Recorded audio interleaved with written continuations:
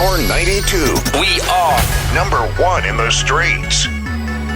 Street certified since 2001 and number one out here in these Chi-Town streets. It is I, Young Psy, with one of the best young actors out here in the game right now. From Jersey, and of course, we done claimed him as our own. He went to Northwestern. Yeah. I got the homie Rotimi in the building. Rotimi, what's good? It was good, big bro. Man, welcome back to the crib, man. You might as well call it home now, man. It's been home, bro. It's been home since I was 17, man. Man, Chicago loves you, bro. I just love, man. I love Chicago. So we got this new song out here, Nobody, right now. It's blazing the streets. Everybody knows about it. Yeah. Talking about these girls who got all these bodies but still ain't got nobody. Yeah. So let's talk about that. The way it organically came about because I was recording it in Atlanta, and then Tip actually came to my session just randomly. Okay. And he was like, yo, play me your new project. So I played him my project, and he heard Nobody. And he heard another record, and he was like, yo, let me jump on that right now. And he cut both verses in like 15 minutes, man. It was no questions. It was just, I love the vibe of the record. And then I came back, I brought it back to New York, and Fifth heard it. 50 heard it and was like, yo, let me get on that too. So it was like, okay. You wasn't gonna let that opportunity He wasn't gonna let that happen. So now it became in the midst of 2 days, it became Rotimi featuring T.I. and 50 Cent. That's huge. And it was just like, whoa, like, this video is gonna be crazy. So we just shot the video in New York, and the song is doing really well, man. It's really doing well. When did it hit you, like the magnitude? Like, man, I got 50 Cent and T.I. on this track. Like, when I was on the phone with Fifth, and he was like, "Yo, I don't got Tip's number. Can you three-way him?" So I'm talking to them on the phone at the same time because they didn't have a link to each other. So I'm the plug between them two. That's when it hit me like, oh wow, like this is really gonna happen. This is really gonna happen. So they're talking about the video and what they're thinking about it, and it was just like, then it's all. The video, when is that coming?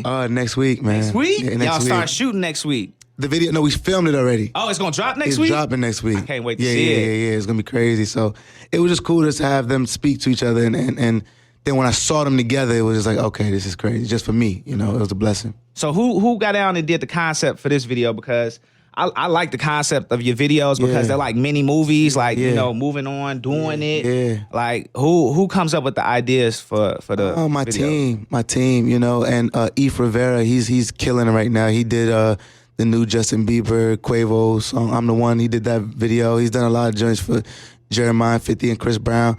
But I just trust my team, because my plate is already full, so I can't do everything, But when you have a good team, you just put that in their hands and they make sure it happens. So it's the team picking these classic beats too, because like you didn't do tracks with LL, like you got the samples, Maya, man, like they picking out the beats too. Nah, that's me. Okay. I just go by what I feel, man. Music is all about what you feel and all about like that story I want to tell. And with my first project, being a new like quote unquote celebrity, I'm seeing so much, so I want to time capsule everything that I'm feeling. So I have on this project coming out, I got Snoop on it. I got Go ahead, drop the name of the project. Don't hide it. Let everybody know. It's between two names right now. I'm trying to figure it out. But I got Snoop on it. I got Tip on it. I got 50 on it. I got Cranium on it. And it's just a blessing to see that all the legends are co-signing me into the game too. It's really dope. So having all these legends working with you, I know in the music game you got Tip, you got 50 on your side. I know you've been close to Tyrese as well. And Jamie, Like how is it having, people in the game that vouch for you and that are giving you, nuggets that are not only doing it big themselves in music, but doing movies too. Like, it's crazy because God manifests what's for you, like if it's for you. And the four main artists that I'm so close to is a Jamie Foxx who does both. It's a T.I. who does both. Can't beat that. It's a 50 Cent who does both, and a Tyrese who does both, and even a Snoop as well now. And it's just like, whoa, like I'm doing what has been ordained for me, and I don't question that, and I just trust my instincts. I never really took an acting class for real. It's all been my intuition and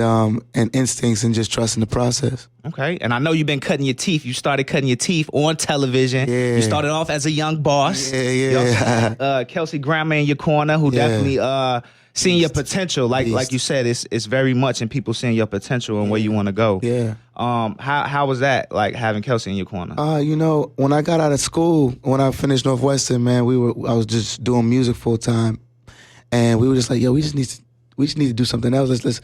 let's capitalize on this moment and get a commercial or a voiceover or something. And it was cool just to see that. Like, my first true audition was for Boss, which was out here. And I ended up booking it.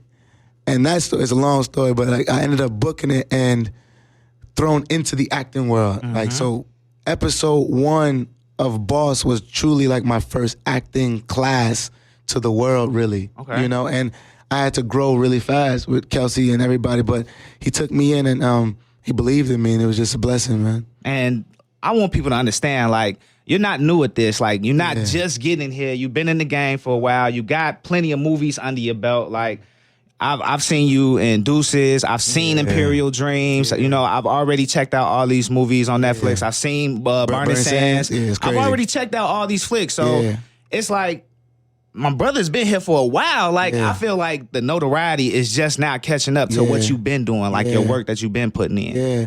You know, and again, it's just timing. You know, a lot of it, I was a knucklehead, you know, a little bit. You know, I was all about work, but I was also wasn't ready for fame at that time.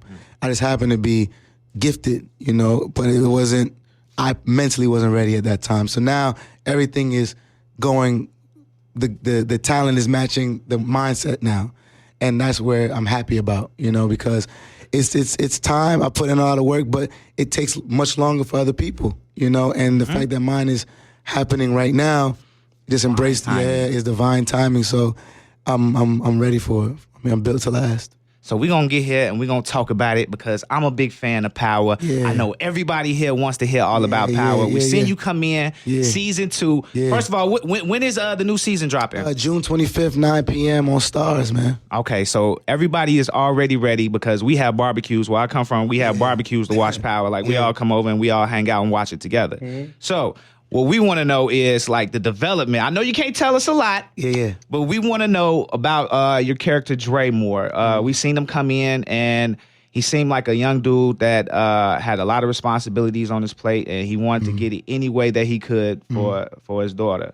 So the overall development of the character now, I just see him going through so many mental struggles because it seems like he wants to get out the game, but at the same time, like, everybody that's in the game is addicted to the money because we know the money ain't gonna come the same way no more once we pause. So I kind of see him wanting to head for the exit and get that big payday to get out the game and maybe go legit with Ghost.